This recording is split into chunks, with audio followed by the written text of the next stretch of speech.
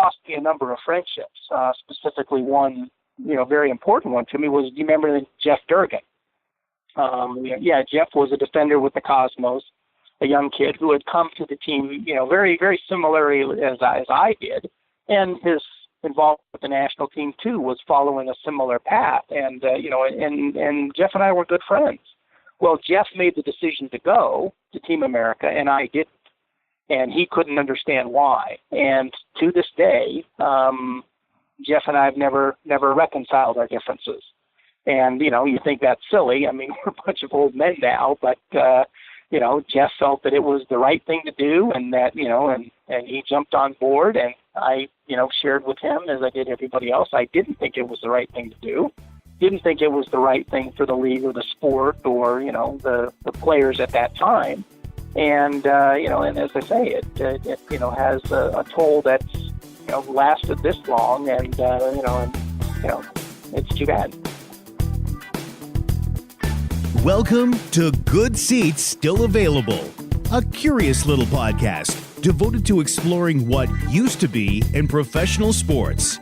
Here's your host, Tim Hanlon.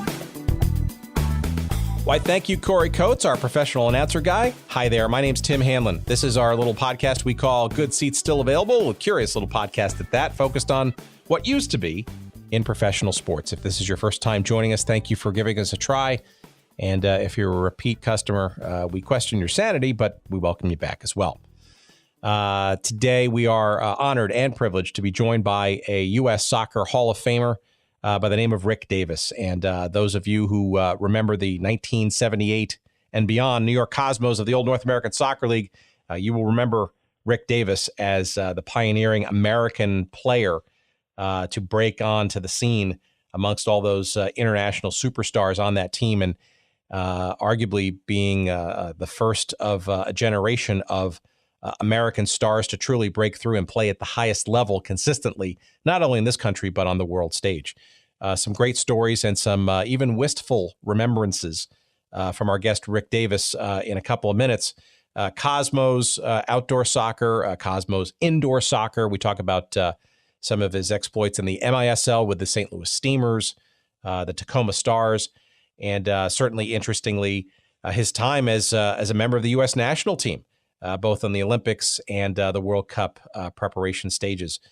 Rick Davis has kind of done it all and kind of did it before most in the American game did so, and his is a story to enjoy in a couple of seconds here on the show. Before we get to our conversation with Rick, I want to remind you that we're once again sponsored by the good folks at Audible. And you know that Audible is the premier provider of digital audiobooks with more than 180,000 titles to choose from in just about every genre that you can shake a stick at. I don't know why you'd be shaking a stick at any genre of books for that matter. But if you do see any genres out there that you like, guess what? Audible's probably got at least a couple of dozen titles devoted to it. You'll also know that Audible titles, of course, play on just about every device you can think of, iPhone and Kindle and Android, more than 500 at last count, which basically ensures that you can listen to any audiobook from Audible at any time and anywhere. And of course, if you want to try it out for free, here's a great opportunity to do so. Just go to audibletrial.com/goodseats for your free 30-day trial of Audible, including your first free audiobook download. Gratis, free, on the company, on us. Have one. Why not?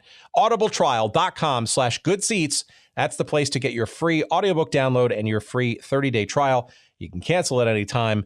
And I doubt that you will not enjoy at least listening to at least one audiobook on us and in giving the service a try. That's audibletrial.com/goodseats for your free audiobook download and 30-day free trial. Okay, we will waste not a minute more by now segueing to our great conversation with U.S. Soccer Hall of Famer Rick Davis here on the podcast.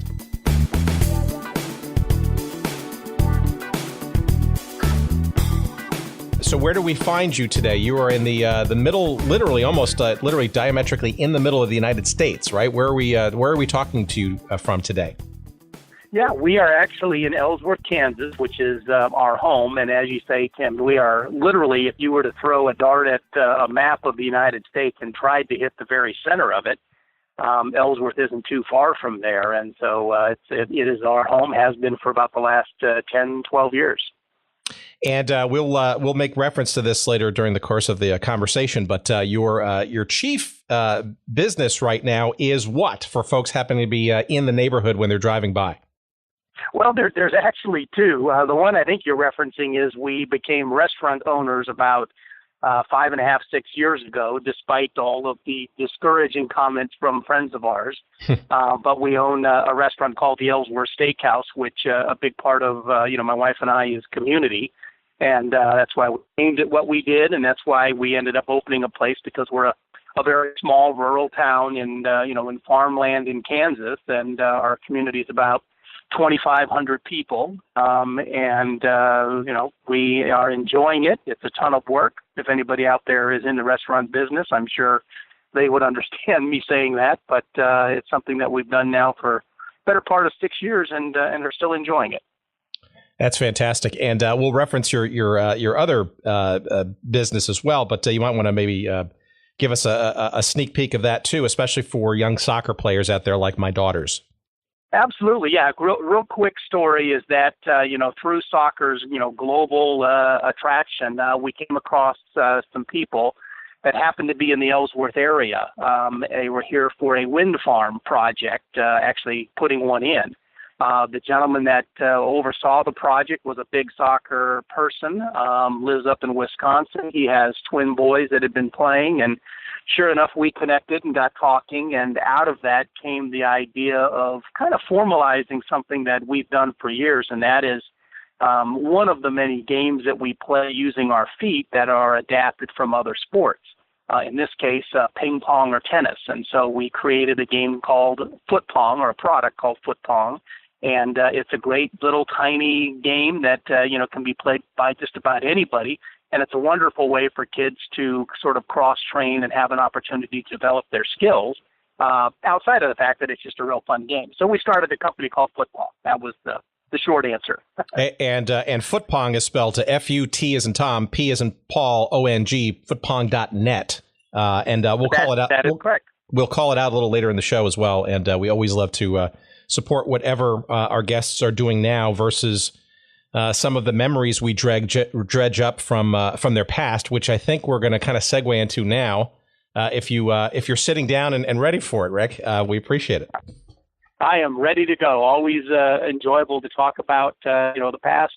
Great memories for me. Well, I think the best place to kind of start is to give sort of our listeners, especially those that we haven't really discussed much about the Cosmos in particular, but for whatever reason, that's kind of one of the impetuses for this show, my childhood memories and all the other things that came along with NASL franchises and other sports teams and leagues that sort of came and went. But I'm really intrigued, and I didn't even know this when I was growing up watching you at Giant Stadium, was what was your path to getting to this admittedly bizarre combination of worldwide talent in this white-hot moment in American soccer? How did you get to the Cosmos? Well, I mean, it was kind of a long path, if you will, in that it starts out with a young kid, that being myself, in Southern California, who grew up in middle class America, and much at the time, the sports that were available to kids were baseball, football, basketball, tennis, golf, just about everything but soccer. Soccer hadn't really found its way as much as a youth sport anyway into the United States, but for some of the larger ethnic communities around the country, such as Los Angeles, New York, places like that. Well, as it was, there was a youth program that was in its second year that came to my town, Claremont, which is a suburb of Los Angeles, and it was called AYSO, American Youth Soccer Organization, and basically it was this notion of let's give kids the opportunity to play. My exposure to soccer actually started when my father, who was a physician, was given some tickets to the closed circuit broadcast of the 1966 World Cup. He had a patient that couldn't go, and he knew that that I loved sports, and it would be a fun thing for him and I to do. So we went down to the Forum and sat inside the Forum, which of course people know is where the Kings and the Lakers used to play, but we watched this game in 1966, which just had this wonderful, contest between England and Germany. And much as I was passionate about other sports, that sport, soccer, that game grabbed me then. And I became just passionate about playing soccer as I did the other sports. And so the path was, my very first coach was an English immigrant who taught us about the passion of the game. My next coach was an Italian immigrant, and he taught us about, some of the disciplines and the flair that could be a part of the game, but, again, very much a history or a culture in the sport. My next coach was a German immigrant who, again, was back to the discipline and the structure and, and things like that. And so I reference all of that because all of these individuals were very significant in me, this kid growing up in, any town in America, becoming very excited about the prospects of potentially, playing at a higher level in soccer. When I went to high school, this is where my Italian coach was, and he was the one that really got me pretty seriously thinking about trying to, go into the sport at a higher level, whether that was collegiately or even, semi-professionally or professionally. And that's where I met a gentleman at the time by the name of Walt Chisowich. Now, I met him because I was attending a coaching course. And he was everybody back, in those days. He was the national team coach, the Olympic team coach. He was the director of coaching. Now we have a variety of people that hold those positions. But I think the path that had me meet him is really what started the opportunity for me to attend a tryout that, was being put on for players around the United States for the youth team. And I was able to make the youth team. A gentleman by the name of Ray Klevecka and Angus McAlpine were the coaches. Ray Klevecka was significant because a couple years later, actually not a couple years later, 1 year later, this was when I was a senior in high school, Ray took the assistant coaching job with the New York Cosmos. And he was the one that made the initial contact for me and the possibility of going to play in New York. And again, long story short, it was all of those people, it was all of those different events or stars aligning that allowed me to, potentially have the opportunity to join this team that at that time had Pelé and Beckenbauer on it, two people that, were a part of soccer way back when I had that initial exposure, certainly with Franz and playing with Germany. And, of course, Pelé's presence in the World Cup in the 60s and 70s. And so, suddenly now you've got an opportunity to play on the same team as them. It's like, holy cow, this is like a dream. But anyway, so that's how it all came together. Well, the intervention, obviously, you've mentioned two or three sort of very well-known names in professional and historical United States soccer circles. I mean, Walt Chisowich, obviously a Hall of Famer. He was almost to your point, where he's almost like a one-man national program for those years, if you will, right? And Ray Klevecka, obviously, absolutely. Yeah, and so, but you before you got to the Cosmos, though, you were playing college soccer, right? And was that really the path, if there was any real path for the professional in the United States? Well, yeah, at the time, it wasn't as much a clear path going through the collegiate game because college soccer this would have been the mid-'70s, 76, 77. College soccer wasn't quite as developed and certainly not as prominent as, many of the programs and schools have gotten into it here over the last 20, 30 years. But what happened was when I was a senior in high school, I went to this tryout, made the youth team. The youth team was scouted by a number of the pro teams, the Cosmos being one of them, San Jose Earthquakes, Tampa Bay Rowdies, LA Aztecs. And these teams also had expressed interest in me coming to play with them right out of high school, right after my senior year in high school.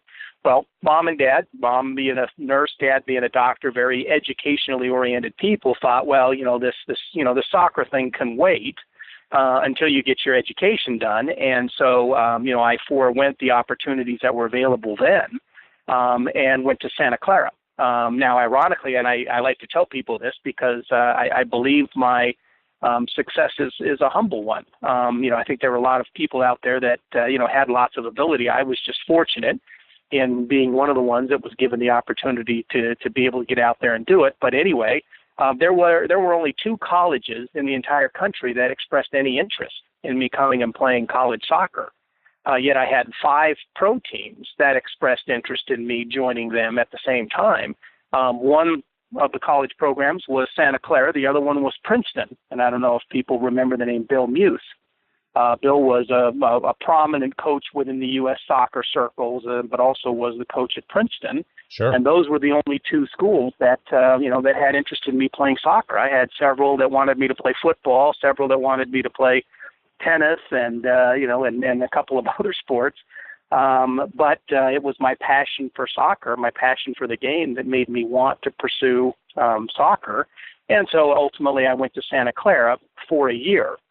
At the end of my freshman year, I sat down with Mom and Dad and said, I understand the education and its importance and value, but, being a professional soccer player is my dream, and I have the opportunity right now. And ultimately, Mom and Dad acquiesced and said, okay, Rick, we'll go along with this idea of you going and playing. And that's where ultimately the Cosmos entered the picture, and Ray Klevecker was coaching with them as the assistant, and they dangled the opportunity to play with Play and Beckenbauer, Canaglia, Bogusevich, Alberto, Niskins, all these great players. And what kid who had grown up during some of those players' great careers wouldn't want to? Well, I also have to imagine that I think people need to remember sort of during that time. You had a league not only with a tremendous amount of foreign talent, and arguably foreign talent is what kept this league sort of going for a decent period of time, but there was a real effort. Some would call it token, some would call it genuine, to bring in American players or North American players into the mainstream with rules like 3 North Americans on the field at all times, that kind of thing.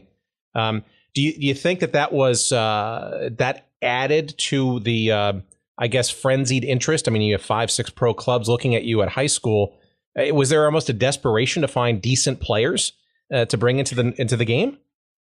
I think there was. I think that because again, to look at the game today and to try and imagine what it was like back again in the late 60s, early 70s, mid 70s, that era.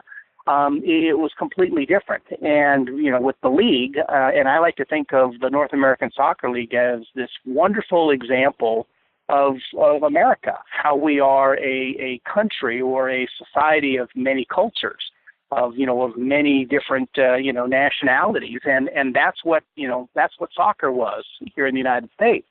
It was a mixing of a number of different players from literally every imaginable place in the world. The Cosmos having, certainly a bunch of them.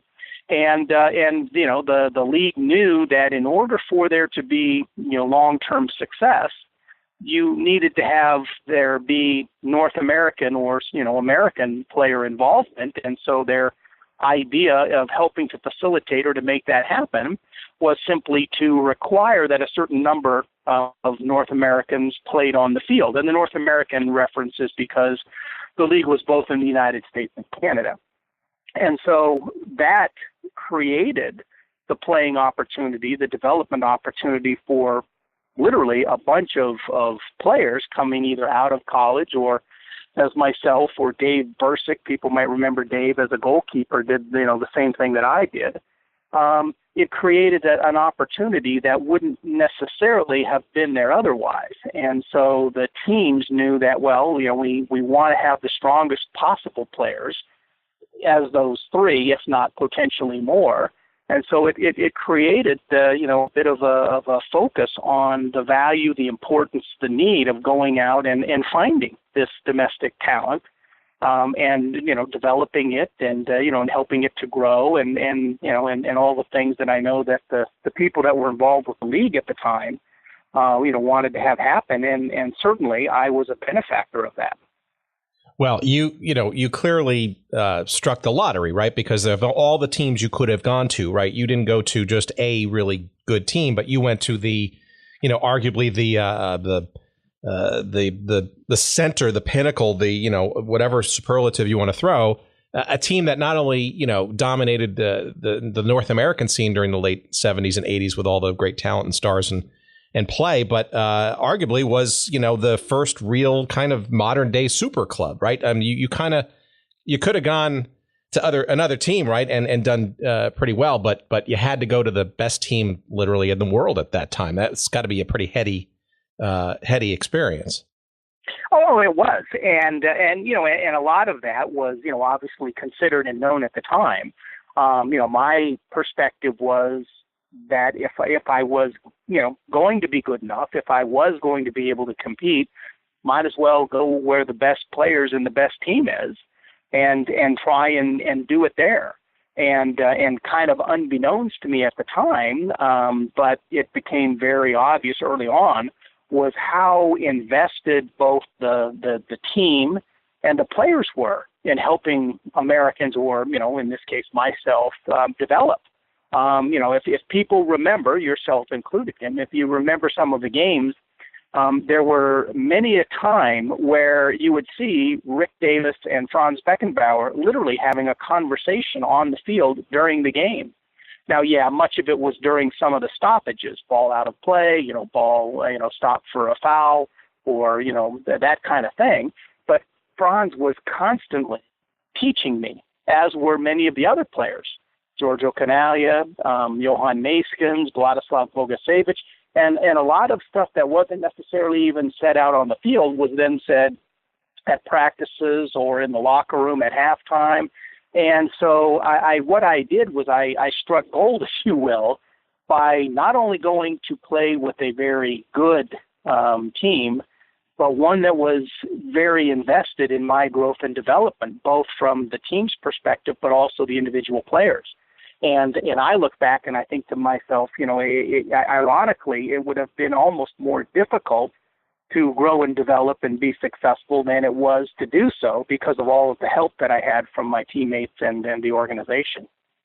Well, look, I mean, you're also being a tad bit modest, because in essence, you became, I would argue, the probably the biggest North American produced star that league brought to bear. Perhaps Kyle Rote Jr. maybe a little bit even more pioneering back in the maybe even earlier days. But, your career, you obviously had some level of talent even before being dropped into this sort of superstar, environment for a team as heady as the Cosmos to bring you in. I don't think they would have done that with just anybody, just because they were a North American background. Yeah, and I try and be realistic about it, but I do like to say that. In the years that have now been retired from the game and looking at players today, one of the things that you're commonly asked is, okay, well, how do players compare today to your generation? And the simple reality is the players today are better. They're better equipped. They're trained at a higher level at younger ages. They're exposed to higher levels of competition, which is to say it stimulates their growth in those areas at earlier ages. There are so many different things that today's players are just simply better. And this has been going on now since I retired. I remember ultimately part of my decision to retire actually started when we were in a training camp with the national team. And there was this new generation of players that were being brought in. This was the Tab Ramos, Peter Vermees, Mike Windishman, that generation of player. And we were at a training camp out in California. And I remember we were scrimmaging, and there was a ball that had rebounded off of the goalpost that was all mine. Ball coming to me had happened that way in 100 different instances, and it was clearly mine. Well, all of a sudden, Tab kind of juked his way around me and took the ball before I really even knew what happened. And I've even mentioned this to Tab in the years afterwards. I said, you were the guy that made me start to realize that retirement wasn't too far away. And this would have been in, I want to say it was 88, 89, where I came to realize that, these guys were coming into the game better equipped than certainly my generation was. And that was awesome. I mean, it was great to see that, that all of this effort in terms of trying to, to help the game grow and to help there be opportunities for players to play, was starting to pay off. And it was the early days for that, but clearly something had begun. But Rick Davis, the reality of it, was a grunter. My responsibility with the Cosmos, and I believe it was a very valuable one, because you weren't going to get Franz Beckenbauer to go out there and defensively win the ball in midfield from, the other team. What you wanted Franz to do was his ability to read the game and his, finesse and accuracy in distributing the ball. It was the same thing, with Giorgio up front. You didn't want Rick Davis up front. You wanted Giorgio, who really wasn't that skillful of a player. But, man, did he have a finishing touch that, to this day, I'm not sure, I've seen as much as any as good as his was.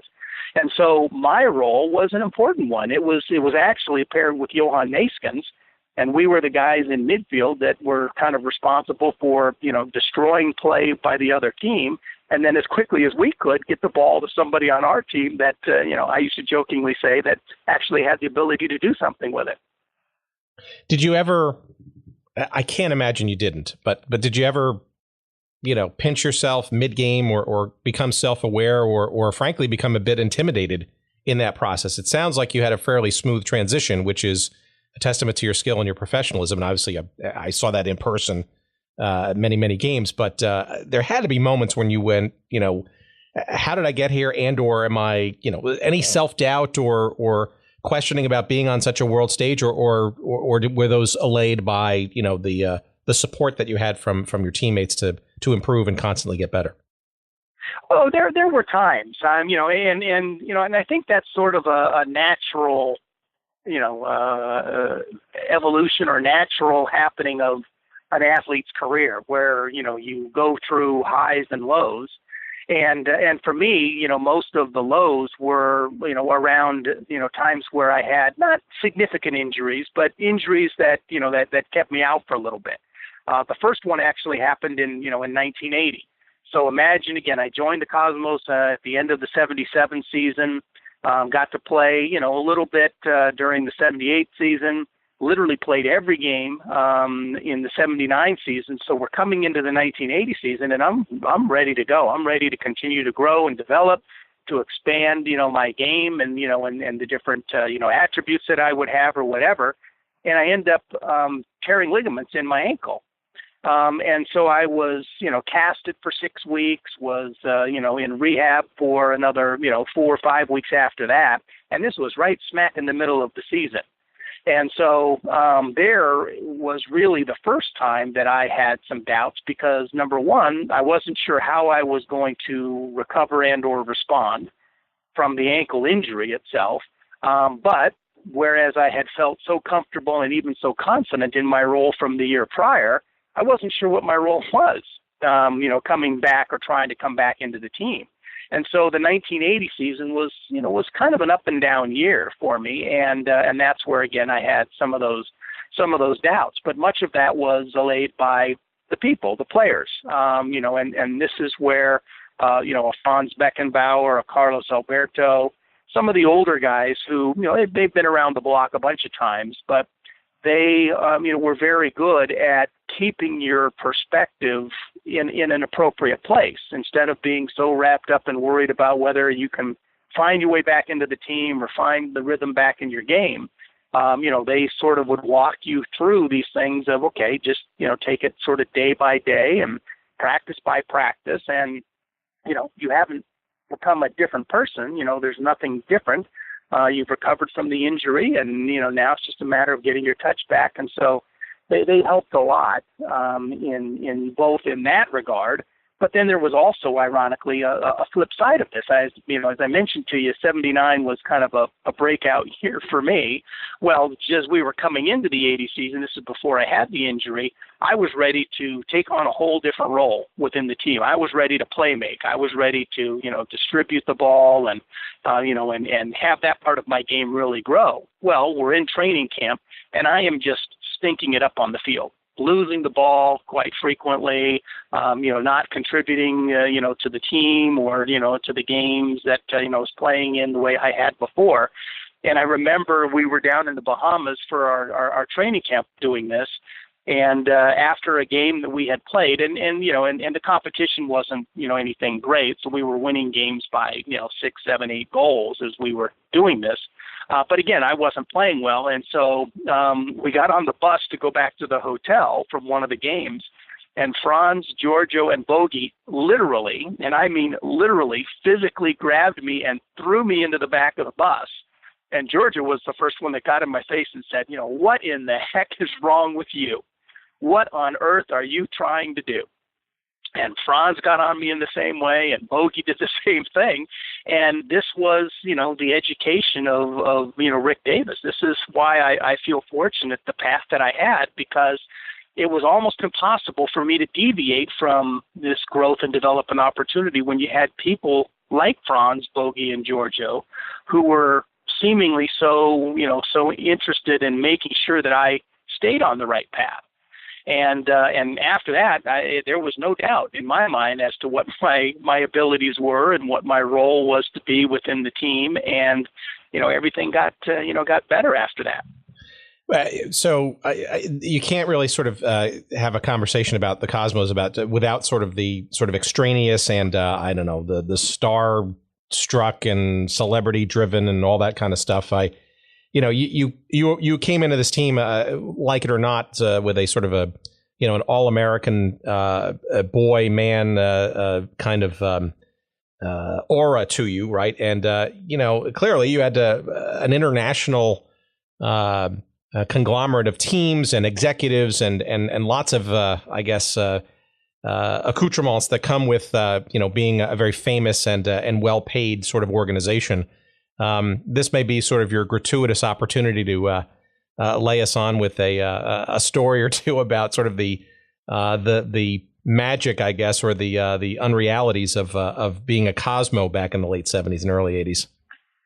Yeah, the thing that is, I think best for people to try to even grasp or to understand is that if there were a way, and whether you want to look at the Barcelonas or some of the English teams, whether it's at Chelsea or Manchester United, teams that are really strong in terms of the players that they have on there, and they aren't just domestic players. The Cosmos were miles ahead of that, and this was, the concept, the people, the brain children, if you will, were the Erdogan brothers, who were a part of Warner Communication, and Steve Ross, who was the executive director. And, and Steve's role was believing in what it is that I think Ahmet and Neshwi Erdogan believed, could happen, and that was to create this super team. And, but for the fact that it was in the United States, the thing that I don't believe a lot of people really understood is the Cosmos team was really so good that we could compete with any club team around the world and many national teams.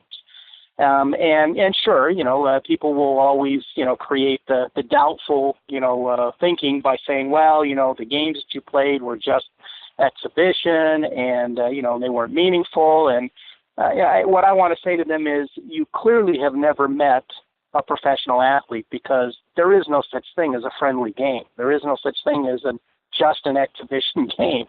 A professional athlete is somebody who goes out and tries to win all of the time. So, whether, people were saying that because they, were embarrassed by the fact that, the Cosmos literally beat some of the top club teams from around the world playing in their stadiums, or, playing away from home, or whether it was when we played Argentina, granted it was on artificial turf and it was in Giant Stadium, right after they won the World Cup, and but for a late goal, played them to a draw. This team was really that good, and the collection of players was that impressive from all around the world. And so, being a part of that was it was both a dream, as we started off talking a little bit about, but it was a reality of the importance of, you had to be on your game literally all of the time. And this was a team that whenever we traveled, and that was one of the ways that Warner Communications and the team ended up, balancing the books, if you will, is we would go on these tours that lasted months. We do this preseason and we do it postseason. So there almost was no off season for us, because we were When we were in league play, we were obviously playing, but then before the season, we had gone on a tour and played, probably 10, 12 games before the season even started. And then after the season, we would play another 10, 12 games on a tour. So, it was the way that the club made back, a lot of the money because they were getting huge guaranteed fees because of the players, the stars that were on the team. And everywhere we went, we were treated, to royalty, whether it was being hosted, for these, just unbelievable dinners or whether it was, the accommodations that we were given. But everywhere we went, stadiums were packed, and people both, loved and hated us. They loved us because many of the places we went, we had players from those countries on our team. And in other instances, they hated us because we were from America. And you got to remember, America wasn't supposed to be a soccer playing country in the world's eyes, at least back in those days.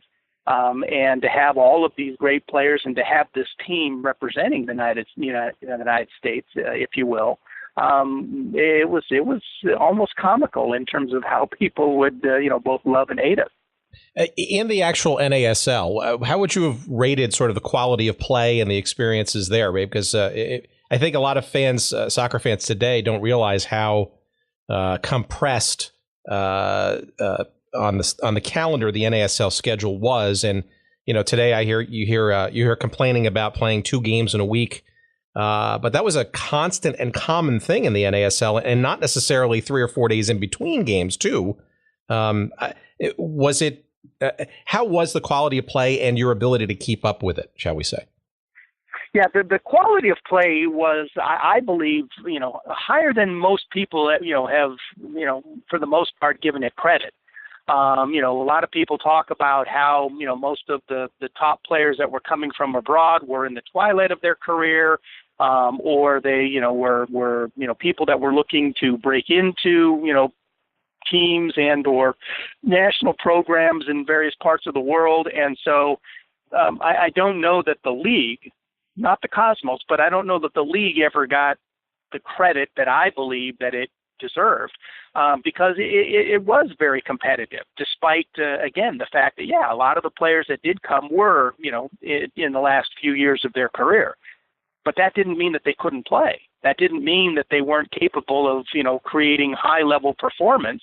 And when you gather all of those people, together and you put them, on teams or you mix them with other players, and that was kind of going back to what we talked about a little bit before with my contribution to the team, is when you take somebody like a Beckenbauer or a Pelé or a Roberto, Cabañas, or again, number of different players that we had, and you say, okay, so they're in the twilight years of their career. Well, what really has happened is that they aren't necessarily as dominant physically. Their skills haven't really deteriorated, and certainly their knowledge and thought process in terms of the strategies and things like that in the game hasn't changed. It's just a physical challenge. And so that's where I jump in, is that I, was raring to go and, was full of fit and vigor. And I did the hard work that we really didn't want them to be wasting their time and energy on. And so they were able to contribute at a higher level because of my involvement, or because of a Johan Neeskens role, or because of some of the other players that were brought onto the team, not because of the big name, not because of past success or whatever, but because we enabled them to be able to do what they were capable of doing or could do if again, they didn't have to do a bunch of the other work. So you had that. The other thing that I think also, is important for people to understand is, when we had tournaments or when we had competitions that included foreign teams, other teams, not just the Cosmos, were very successful. Whether it was the Transatlantic Cup, whether it was, through some exhibition play that happened over the course of the year, there was a lot of success that I think got kind of brushed under the rug. Because, again, it sort of left a bad taste in people's mouths because they thought, no, America can't be dominating and, winning, in our game. So you had that. But as far as the actual players and and the teams and things like that. I think that that the North American Soccer League never really got the international due that it could have or probably should have, and and obviously at this point never will. Well, look, I mean, it's certainly a bias that continues today with a Major League Soccer that's going on 20 plus years and doing all the right things on many different levels. And still there's sort of this aspersion, I guess, or this sort of second tier sort of status accorded to the U.S. game. And we're recording this prior to a few hours from now, a U.S. national game of tremendous importance, right, as we try to qualify for the next World Cup with a big game in the Estadio Azteca in Mexico. Right. And, I think, frankly, people take that for granted, right, because it's going to be on national television and it's actually a conversation among sports fans today. But, you were part of a national team, and I that was, very instrumental in laying quite a bit of groundwork for the beginnings of international success in the late 80s, early 90s, getting to the World Cup for the first time in forever. But maybe you can kind of regale us a little bit in how you managed your duties as being one of the lead players on the U.S. national soccer team with a star-studded Cosmos team that I gotta guess wasn't necessarily enthralled with you missing games and practices for this national team thing, which wasn't even on many people's radars. Yeah, it's a good place, I think, to start, because the perspective of the national team back in the mid to late 70s and early 80s was really, in many respects, a kind of a forgotten thing. That both internationally but also domestically. And what I mean by internationally is nowadays we have what they call international play dates, and this is a schedule that has been put out by FIFA. And they're the ones that are saying to everybody, okay, when you're going to have your qualifiers, we're going to create these dates that club teams are supposed to schedule around with their regular seasons and so forth, so that we don't have this conflict between a national team and a player, going to play for his country versus playing with his club team, which may or may not be even within that country. Well, we didn't have that. And so one of the things that happened quite frequently is that there would be a conflict between a qualifier with the U.S. team playing against a Mexico, a Costa Rica, an El Salvador, whoever, and the Cosmos regular season. They would be playing a game at Giant Stadium or one of the other teams or venues around the United States. And so as a player, it was always a very difficult spot to be put in, because there is a loyalty to your club. The Cosmos, have done things for me, and the game, the sport of soccer, have done things for me that I'll never be able to repay. I just can't. I can't imagine why I was chosen or why I was given so much. But the problem is that when you've got that, there's another big part of my loyalty, and that is red, white, and blue, baby. And and to think that you have to choose between one or the other was always a miserable thing to do. And quite often it was a long dialogue with coaches from both of the teams. It was a compromise in terms of maybe instead of coming into the national team training camp that's scheduled for 3 or 4 days before that qualifier, you'd come in the day before, and that way you would be able to make a game in Vancouver or whatever. So you were willing to deal with the jet lag of traveling cross country or whatever it might be. There was a lot of wheeling and dealing that went on in order for that to happen. I believe that today's game, again, through better management, sophistication, that there is this notion that a soccer player can't and shouldn't be expected to play more than a game or occasionally 2 games a week, because of the physical demands that that it puts on your body, which ultimately adversely affects performance and leaves you vulnerable or exposed potentially to injury. Well, that type of stuff didn't exist back then, and and within the North American Soccer League, we were often playing 3 games a week. You'd play on a Saturday or Sunday, you'd fly home, you'd play a game on Tuesday or Wednesday, and then you'd travel out on the road again and play on a Friday or a Saturday. And it wasn't necessarily just a one-shot during the season deal. This was happening, pretty frequently. And so, there was a physical demand that, that I think our players back then were put to that we don't as much, see today. In terms of, performance and stuff like that, it's hard to say whether it, really created a negative toll on that.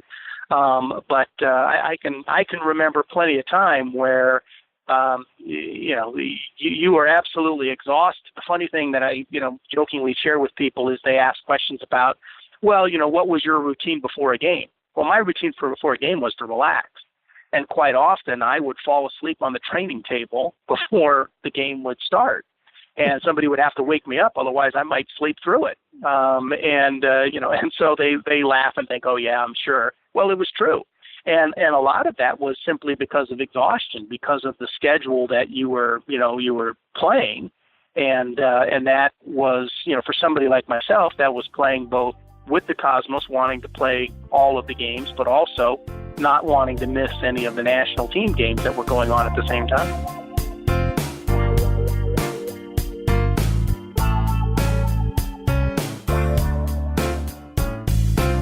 Okay, friends, sorry for the interruption. Just wanted to quickly remind you that today's episode of Good Seats Still Available is brought to you by our friends at Audible, the premier provider of digital audiobooks with over 180,000 titles to choose from in just about every genre you could think of.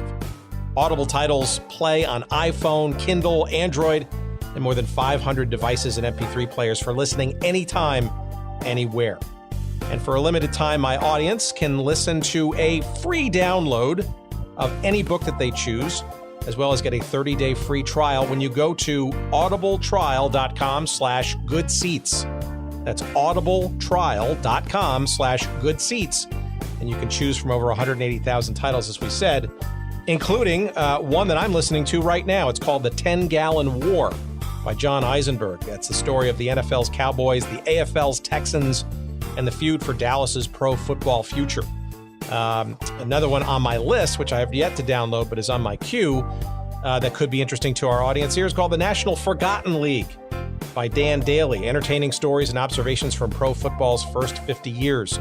Those are just two of the many thousands of titles to choose from, and not just in sports history, but you name the genre that you might want to listen to, and Audible's got it. By the way, two guests perhaps that we'll have on the show, hopefully sometime soon. But again, go to audibletrial.com/goodseats for your free 30-day trial, as well as your free audiobook download to try it out for yourself. Again, that's audibletrial.com/goodseats. And now, back to our conversation.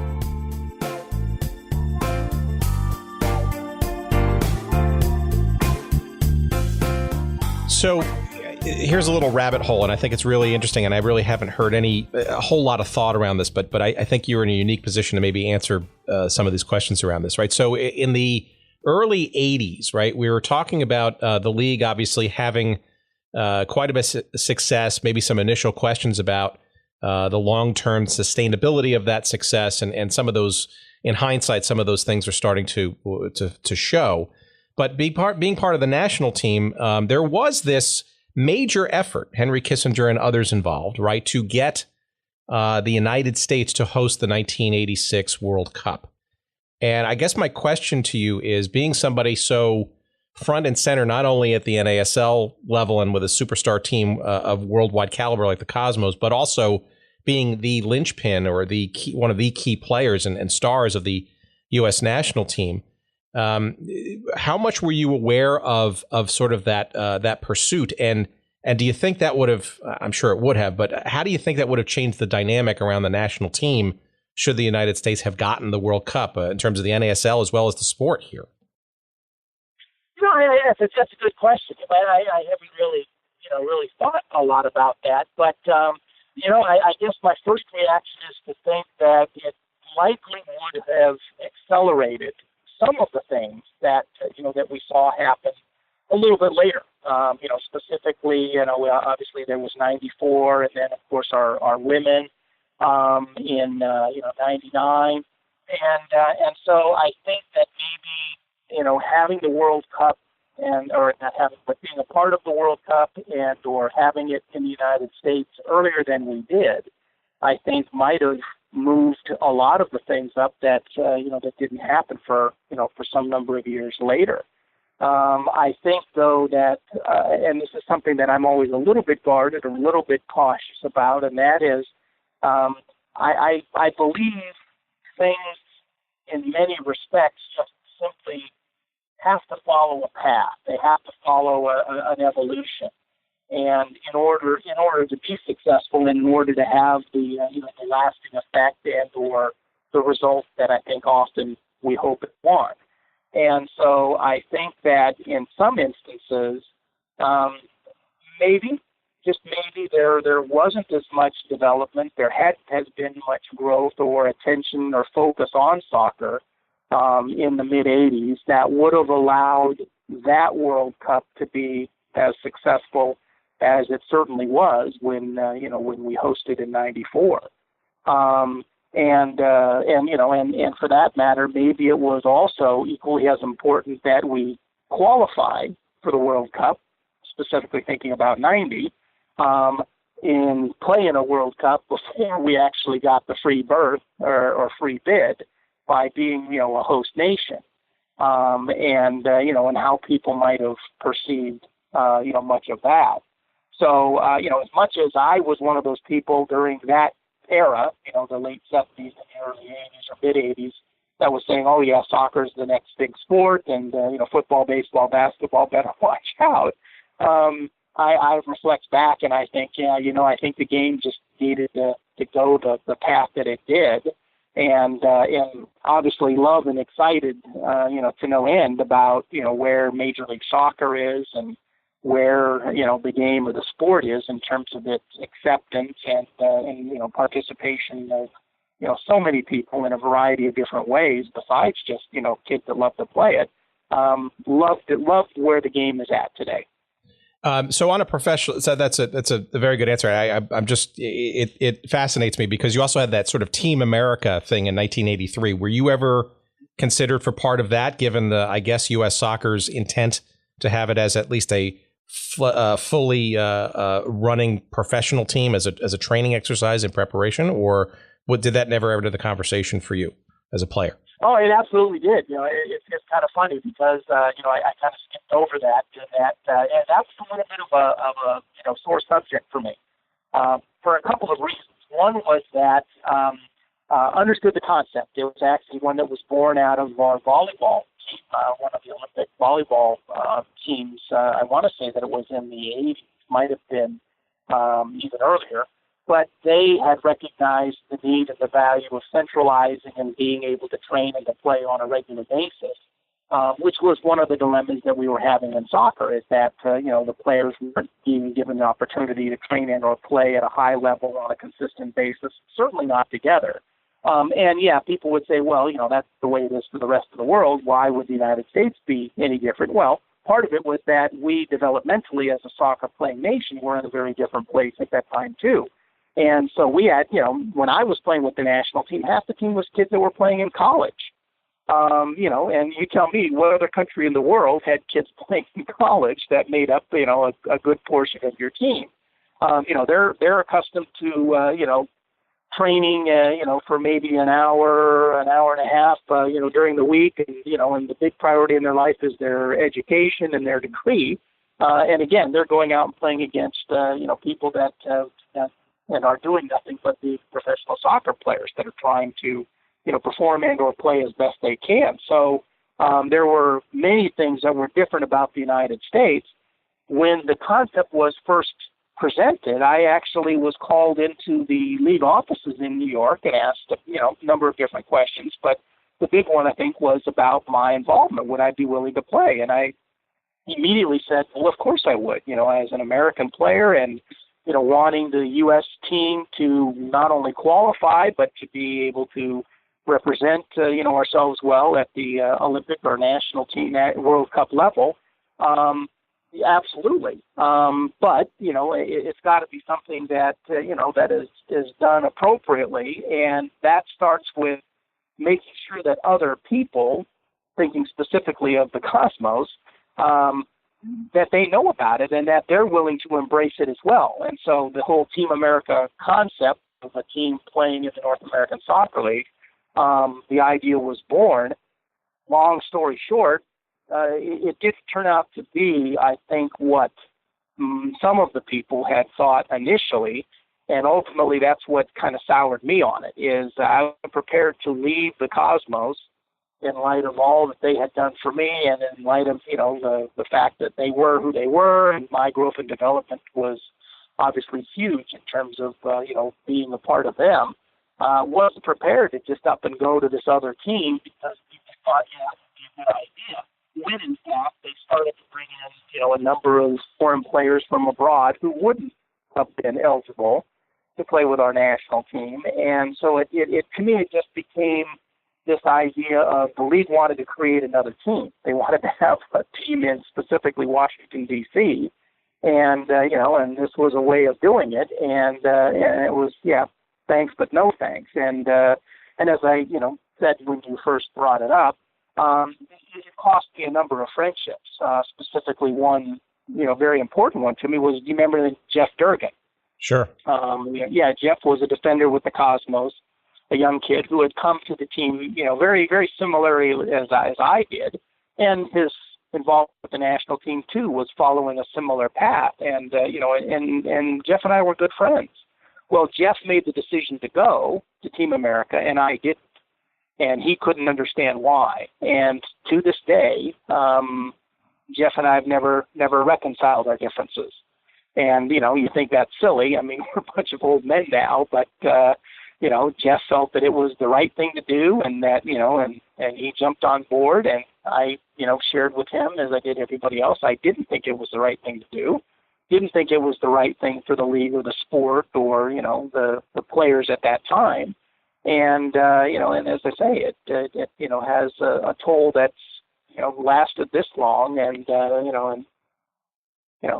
it's too bad. Well, I mean, it was a controversial concept in many respects. And frankly, you're in a position, Jeff, as well, I'm sure, and some of the other players, where you had some level of at least perceived or actual, in the Cosmos case, I'm sure, stability. Why would you, I guess, trade for something that is so questionable and or uncertain when you're playing for arguably the best team at least in the league, but certainly even in the world at that time? It's a tough decision, when you've got bills to pay and a family or other life things encroach in there too. So I can't imagine it's just a very simple thought process. Oh, absolutely, and and unfortunately, and it even still exists today. Is that there are always a lot of different people and a lot of different things that are around the sports entertainment environment, and and you hear all sorts of great ideas and great things, but you learn very quickly that not all of them are what they seem to be. Certainly at least on the surface. They are, but when you dig down a little bit, that's not necessarily the case. And so in many ways you become a little bbit guarded when you're talking about your career, you're talking about your livelihood in terms of making some of these decisions. And for me, it was any time. I remember when I had the first true conflict of a schedule where it was a significant game for the Cosmos, and it was obviously a significant qualifier for the U.S. team, how difficult, reconciling that was for me, because there aren't too many people that are as patriotic, if you will, in terms of my perspective, and again, something that we haven't touched upon, but one of the reasons why I did so much of what I did in my playing career is I wanted to represent the American game. I turned down the opportunity to go play abroad after my first developmental years or whatever with the Cosmos, and throughout my career. And my fear was always that people would say, well, he was a good player, but he really developed when he went and played, in X, kind of a thing. And I wanted to represent American players. I wanted to represent the American game, let people see what we are capable of. And that, too, was a burden, because that carried with me with the national team and or the Olympic team. And every time we, didn't qualify, or every time we, didn't have a good game or whatever, I it bared a heavy burden on me because I felt that too was my responsibility, that I was supposed to be the person that helped to guide the team past a lot of that and through a lot of that. And, and it was very frustrating in that, that I didn't or couldn't. Where else might you have gone internationally, if you're at liberty to say? Well, what a lot of people don't know is when we signed with the Cosmos, and I say we, Dave Bursick was another player, a goalkeeper that out of St. Louis that signed. We actually signed with the Cosmos at the same time. And they had a press conference, and literally the next day we were on a plane and spent the better part of the next year in Milan, training and playing with AC Milan, not the first team, but with the youth team and the under-23 team. We trained with the first team, but never really to play with them. That actually created opportunities, though, with a couple of the the Serie A teams. There was opportunities in Greece, Holland, Belgium, Germany, England. I had the opportunity to go play in Brazil, Argentina, Mexico. Those are the ones that come to mind throughout my years with the Cosmos, and some of them were very enticing, both financially, but also in terms of developmentally. But again, the thing that I think probably more often than not was the deal breaker for me, and that was, okay, what is this going to do to the American game? What is this going to represent to the American player?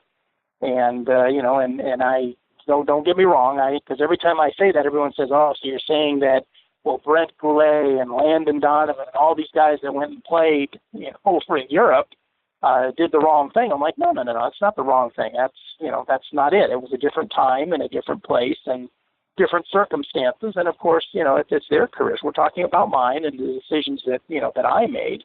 But those were some of the opportunities that that I had, and didn't have to think too hard in terms of turning them down because of the opportunity and what I had here in the States with the Cosmos and our programs. Well, and heady opportunities for any North American player at that period of time. I mean, that's a testament to not only the team you were playing with, but of course your skill within that team. Obviously, the people noticing how quality a player you were, regardless of your ethnicity, if you will, or your background. You're making my ego just grow and grow and grow. Just keep talking. Well, look, I just, okay, but you did ultimately leave this magic rocket ship being of the Cosmos, right? And it wasn't necessarily, going to last forever either, right? I'm curious as to how you ultimately decided to leave the Cosmos. Obviously, they had been flirting with, as the league had been. It was the on-again period of being in the indoor game. And the indoor game obviously was becoming more interesting and fan-friendly, shall we say, while the NASL was showing some signs of creakage, I guess. How did you I guess it's two questions wrapped into one. How did you segue from the Cosmos? How did you go to make that decision? Or was it made for you? And two, to play indoors, right, which was obviously, no pun here, gaining steam, I guess, as a league that strangely wound up becoming the pinnacle of professional soccer in this country for the bulk of the 80s. Yeah, that's a good question. It starts actually if we go back to the Cosmos, and I believe it was the 83 season. And I say the reason why, I say I believe is, again, I might be off by a year or so. But at the time, my contract with the Cosmos was up. And so it was, time to sit down and talk about, a go forward. And, and their intent was 100% to go forward with me being a part of the team, and my intent was 100% to go forward. However, what had started to happen, and this was part of the Rick Davis that wanted the game to succeed in the United States, even if that meant that in some respects there was personal sacrifice for that to happen. And not wanting to get too, lofty or whatever, but I adopted this perspective that attendance in the North American Soccer League was on the decline. there were a number of teams that, over the early 80s that had folded, had ceased operations, and there wasn't, an abundance of new teams coming into the league. And so it appeared that there were some things going on that needed to be addressed. And as a business person, which maybe was not to be my role, certainly with the Cosmos, but as a business person, I kept thinking, well, this isn't going to last. No matter how much money Warner Communications or how committed the Nerdigan brothers or Steve Ross are, sooner or later a stockholder is going to say, hey, what is this Cosmos thing that keeps losing money? Why do we continue to have that? And so at my level, when I went in to negotiate my contract, I said, I want not to get a pay increase. I want to have my contract either be, kept at what it is right now without any increases, or even reduced by 10%. And I said, and my reasoning for that, and explained that I had concerns that our attendance at Giant Stadium or for the Cosmos was on the decline, and that sooner or later, my fear was that, the team would fold, and that wouldn't be good for the game. It wouldn't certainly be good for, the Cosmos, and in the end, wouldn't be good for me. And the Erdogan brothers, specifically Ahmet, he didn't react too well to me saying this, to the point where he really got so upset that he said, go play somewhere else. You don't want to be with us, then you go play somewhere else. And I said, no, that's not it. That's not what I'm saying. I'm not saying I don't want to play with you. What I'm saying is I don't want to watch this team that has given me so much, that has done so much for me, dwindle and ultimately fail or, fall apart because, you have to keep paying me more money or keep paying the players more money. And that wasn't obviously the only issue he addressed. But, and again, he basically pulled the so-called offer off the table and said, thanks, we're done. And so, lo and behold, my agent reached out to, a number of other teams around the league. Several were interested, but, it didn't seem like those were good places or suitable places for me to go. And as you mentioned, when you asked the question, that this thing called the MISL, was really starting to gain, some interest around the country, in, specifically a couple of markets, St. Louis being one of those. And so I had been approached a number of times by teams in that league asked about playing. And so ultimately the St. Louis Steamers, was the team that I decided to go ahead and give that a run. And what was your experience playing indoors? I mean, obviously the Cosmos playing indoors, it was, I guess you could sort of call it more of a half-hearted effort, right? I mean, begrudgingly, and frankly, a bit, your premonitions were probably very strong that, maybe the Cosmos, as well as the league in general, the NASL, were not long for this life. But how did you adjust to the indoor game, and did you see a real future in it, and or were you a bit put off by the fact that maybe this was the version of the game that was going to seemingly succeed in the years to come versus the ongoing nature of the outdoor game? Yeah, there's actually a lot in what you just said. Number one is that I became somewhat unpopular, or my thoughts became not very popular when I made reference to the fact that I felt that there was an important place in our soccer world here in the United States for indoor soccer, and specifically what I always thought to be, and even to some degree think could exist, is where you have a time of year where you have your outdoor season and you have a time of year for your indoor season. Yes, games are very different. The two games have, very differing demands and attributes that are important and or, more significant than others. But the thing that I used to say to people is it's still soccer. And as an athlete, not a soccer player, but as an athlete, I always thought, wow, the indoor game was a great place for me to work on my technical game because it is, on a smaller field. There is a lot of speed and a quicker demand technical execution, in the indoor game than there is on an outdoor field where you have greater space and so forth. And so I always thought that, this would be a great thing for just Rick Davis if he could play, 6-7 months of the year with the Cosmos in an outdoor season and then play, 3 or 4 months of indoor soccer, again, with the Cosmos, if they were able to go that path, because developmentally it would be good. And that seemed to kind of fly in the face of the soccer community because, as you might remember, there was no in between. You either were, an outdoor guy or you were an indoor guy. And if you were an outdoor guy, the indoor game was a prostitution of the beautiful game. If you were an indoor game, the outdoor game was this, old, worn out, tired game that, that people keep losing interest in because it's so slow or so, any one of a number of things. And never were the two ever going to, come together, which was unfortunate because, that was, I think, why the MIFL ended up having its good run, but not a lasting one. And that's also why the North American Soccer League never really invested in it.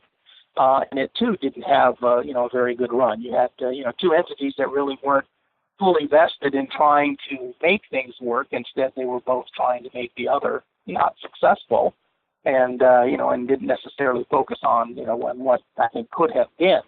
From a player perspective, I don't know whether it ever could have worked, but it was unfortunate. And what it did for me is it took me to St. Louis. It took me away from the outdoor game, and I know that there was a lot of challenge to getting back. I used to call it reacclimated to the outdoor game and to the outdoor field when you're playing a 6-month, 7-month schedule, on a field that's, about a quarter or a fifth the size of an outdoor field. Well, I've regaled you, or you've regaled us with more than an hour of conversation. I don't want to take too much more of your time, but I'm really curious though, as the MISL sort of wound down in the 80s. I mean, obviously you had a cup of coffee with the New York Express, right? That was an interesting sort of. I like the way you referenced that. Yeah, I mean, so yeah, I guess I'm just really.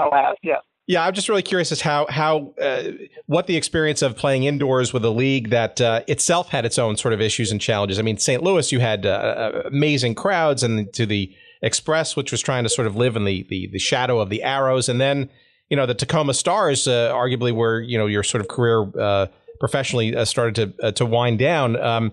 Which is actually back up again in terms of crowd enthusiasm and all that. What was going through your mind as a player? Your future going forward. Obviously, no professional athlete can continue in their at peak performance for the rest of their for all that long. It's a relatively short life. What was sort of the thinking about your future, the future of the sport in this country as the 80s were winding down, and your ultimate retirement from playing day to day in the game? Yeah, in terms of how it all unfolded, is that we're now talking about the early to mid '80s when making this decision to, go the path that I did regarding the Cosmos and their desires as well. And so I am now, approaching 30, recognizing that, in a good scenario, I've got, 4, 5, 6, maybe 7 years left. And so this kind of focus in my mind starts to take place, and that is the 1990 World Cup.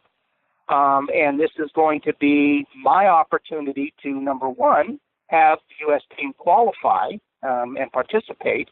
And that would be, the path that I go to say goodbye to the soccer world because, again, recognizing that I'm aging, the players that are coming along are getting better and better, and I never wanted to be a player that stayed around too long. I wanted to make sure that when the time was right, and there were some younger players that, needed the opportunity to come in, that I wasn't somehow an obstacle or a barrier in that happening. And so the challenge was that I had to use the indoor game as my high level of competition. in order to try and stay fit and or, prepared to compete and be competitive in the outdoor game. That was a big challenge, and, in many ways I don't think necessarily unfolded very well. And then secondly was to make sure that I wasn't, by going to the indoor game, kind of losing touch with the outdoor realities. And that's when Bob Gansler is another name you might remember. Bob was back in with the national team program. This was 1990, and I'm looking to make the team, to be a part of the team, to help it qualify. And I have this, little freak accident that happens when I was up in Washington. I was our kids were young; they were preschool at the time, and we had them enrolled in a private Christian school, and I was there helping do PE classes for them, or to help do some, coordination and physical activity type of stuff, because it was a new school and they hadn't hired a PE teacher and all that. I was available and had time, and as I was sitting there watching a couple of kids doing something, and I'd squatted down, I felt this funny pop in my knee, and I thought, well, that's strange. So I went to stand up, and I couldn't straighten my knee. So the U.S. Soccer flew me down to Los Angeles. I had what was dubbed a very minor knee operation to remove some cartilage that had gotten wedged in the knee joint, and 10 days later was in Florida for the first training camp with Bob Gansler and the team that ultimately was trying to qualify for the '90 World Cup. My knee swelled up. I couldn't compete, and that was the beginning of the end. I never was able to make it back fitness-wise. The indoor league had fallen apart at that time, and so my options were to go play abroad or were to play in what was the reincarnation, if you will, of the ASL, the American Soccer League, and there were a few teams around the country that were looking to have a season or two then, and it just all didn't work out, and so that ultimately was when I said, "Yep, this is the message from my God saying, Rick, it's time to hang it up." Well, and that's what I did. Well, but you've handled that question rather gracefully, because it must have made you feel full of pride and also a bit wistful to see that team qualify, the U.S. national team for the '90 World Cup, knowing how much time and effort and work that you put into that team during the bulk of that run up, arguably with not as much credit and attention as the shot heard round the world in Trinidad in 1989 got to get people's attention for the first time. But I think it's a very interesting commentary, but I think it's also, frankly, part of why you are in that rarefied air of being part of the U.S. Soccer Hall of Fame, right? At least a large amount of recognition, not only for your play on a star-studded Cosmos team, but your contributions to and arguably away from the spotlight quite a bit on the national team efforts. And all one has to do is look at the pomp and pageantry of a World Cup qualifier like we're going to experience tonight, to know that players like you, in a time when it wasn't so obvious about the success of soccer in this country, were making it happen. So kudos for your wisdom, I guess, as you look back on some of these not so necessarily exciting times. Yeah, I mean, I appreciate that, and thank you for it. But I also, say that there's a lot of people that have done, the same thing that I, have, and and because of the place the game was at then versus where it's at now, there maybe wasn't as much attention. But for me, and even today, if there's anything that I can do to help our game grow and to develop, and that includes players both on the male and the female side, count me, and I am ready to help in any way I can, because I love the sport. I love what it represents, both from an individual person or an athletic development perspective. I love what the game represents around the world, and I think that we're just now starting to be able to see some of that, because so much of my exposure in the game was unique. And, and I would love to think other people can see it the same way as well. But in the end, it's like what we will see tonight. I mean, I'm going to be glued to my television. I'm going to be the guy that's got the red shirt and the white shorts and the blue socks on, and is waving the flag and remembering the times that I played at Azteca and loving every bit of it. All right, one last question, and then we promise to let you go because you do have a business to run as well as watch the game simultaneously. How you're going to do that, don't know, but good luck. I guess I'm really curious as to what your thoughts are of the professional game here in the United States today. I got to assume that you once in a while get yourself over to see a Sporting Kansas City game. I guess that's the closest team to you. I'm just curious as to, can you imagine, based on where you were and what you did in this country playing the sport, could you have ever imagined that the amount of the quality of play, the persistence and the stability of a league and minor leagues now?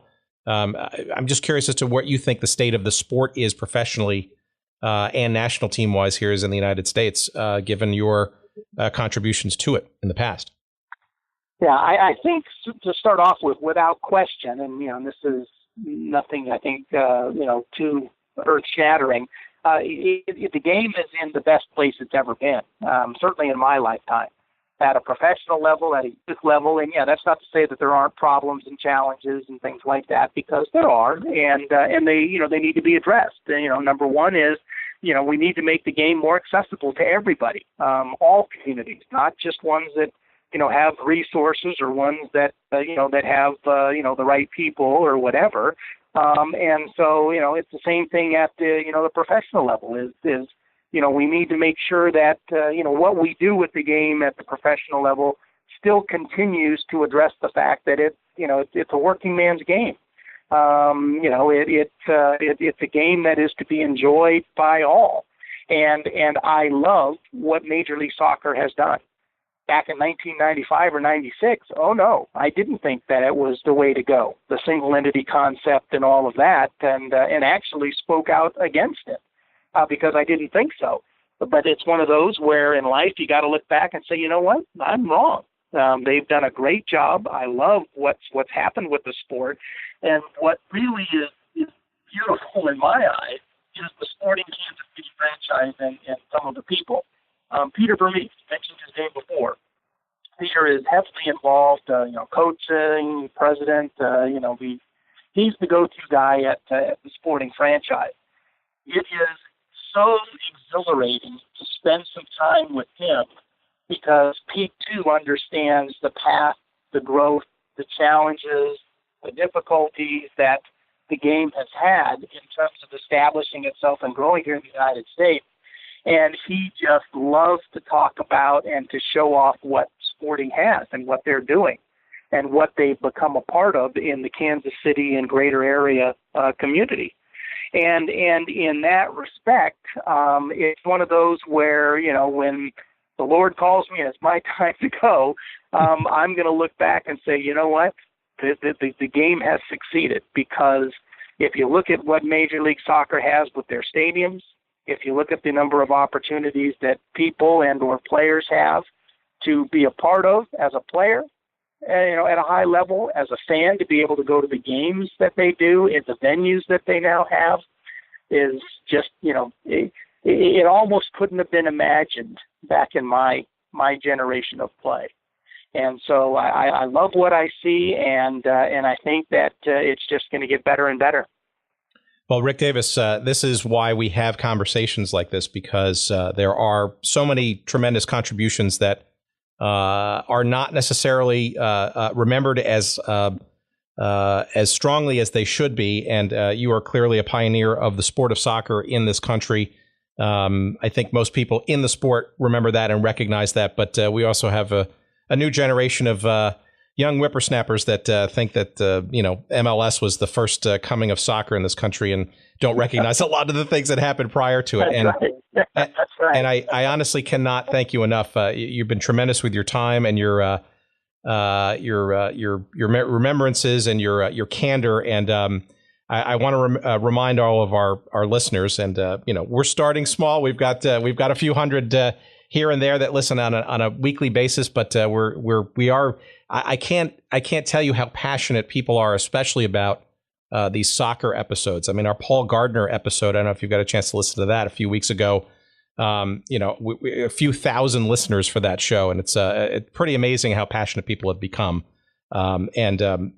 But I do want to remind people, if you're in the Midwest, you're in Kansas, the Ellsworth Steak House is where you want to go in Ellsworth, Kansas. Is there a website for it, Rick, or do people just find it online for searching and whatnot? No, it is. It's ellsworthsteakhouse.com, and it shows the menu, has some pictures and stuff like that. But if you can find Ellsworth, you should not have any difficulty finding the steakhouse. And if you mention this podcast, no, I'm not going to help you with your promotional efforts. I don't think you need it. And also foot pong, which I think is really a cool concept. And having seen my daughters play the game and knowing a skill of balancing and ball control, and it's obviously you show some great stats there on the site. That's foot pong, F-U-T as in Tom, P as in Paul, O-N-G, footpong.net. We'll have links to that on the website and all that kind of stuff. Again, Rick, thank you for taking time. Enjoy the game tonight. Let's hope it's the 3 points we need to get us over the hump. And again, I can't thank you enough for taking time to tell us some of your stories and your history for our podcast, fledgling as it might be. Well, thank you for helping me have the opportunity to remember them all, and your recollections of them as well. And red, white, and blue tonight, guys. All right, there you have it. There's our chat with U.S. Soccer Hall of Famer Rick Davis, who we thank tremendously for spending some time with us on our little podcast journey together. I was not expecting that little anecdote from the Team America episode from 1983, and I think it's indicative of a time when it wasn't necessarily a straight path for American talent on the soccer field as to where they were best served. Were they better off staying with their club teams and making some decent coin and supporting their families?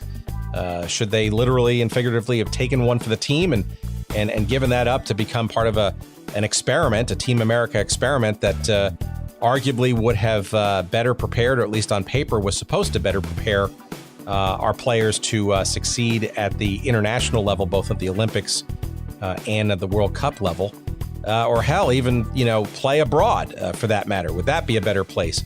Some of those issues still linger today, and the debate about the quality of MLS versus European competition, et cetera. But I think, it's really important to remember that back in the late 70s and early 80s, nothing was guaranteed. I mean, we have an embarrassment of soccer riches now by comparison. And, for pioneers like Rick Davis, without their travails and their actions and their work, some of these higher order problems we have today just wouldn't be possible. So, it's partially why we do this podcast, on the shoulders of greats from which today's modern soccer and modern professional sports sort of rest. And that's why we do these conversations. And we thank again Rick Davis for joining us. A reminder for Rick, if you're in the Ellsworth, Kansas area, and yes, that's literally in the middle of the state, so you'll probably be driving from one place to another. It's about 2 hours west, I think, of Kansas City. You want to go to the Ellsworth Steak House. And that's Rick and his wife's place. Has been there for about 4 or 5 years. Good food and good times to be had by all. I am assured. It's the Ellsworth Steak House in Ellsworth, Kansas. I'm sure you can look it up online and find out when they're open and their tasty menu. I know that I will be at some point making a pilgrimage. So, Rick, save me a seat. I will get there eventually, and I look forward to meeting you in person to regale us in more stories like we talked about today. Also, you heard us mention another effort that Rick is involved with. It's that soccer training system called footpong.net. It's actually called Footpong. The website is footpong.net. That's F as in Frank, U-T as in Tom, P-O-N-G, pong.net, footpong.net. And it's a great skill builder for ball control, and any soccer player in your life will probably benefit from trying it out. So that's Footpong, FUTPONG.net. And you'll see a little video there from Rick and the inventors of such. And again, we thank Rick for being part of our podcast. We thank you for being there in our listening audience. And just a quick reminder, if you want to catch up on anything about this show, if you want to find out more about a guest or download some audio or some video or check out a book that we may have recommended, goodseatsstillavailable.com. That's our website, goodseatsstillavailable.com. Follow us on Twitter at goodseatsstill. You'll find us on Instagram at goodseatsstillavailable, and you will also find a Facebook page devoted to the show as well. Either way, we look forward to hearing from you. Thank you for your suggestions, your comments, and most importantly, for giving us a listen and spending some time with us. My name is Tim Hanlon. You know the name of the show. We appreciate your listening, and until next time, good night, everybody.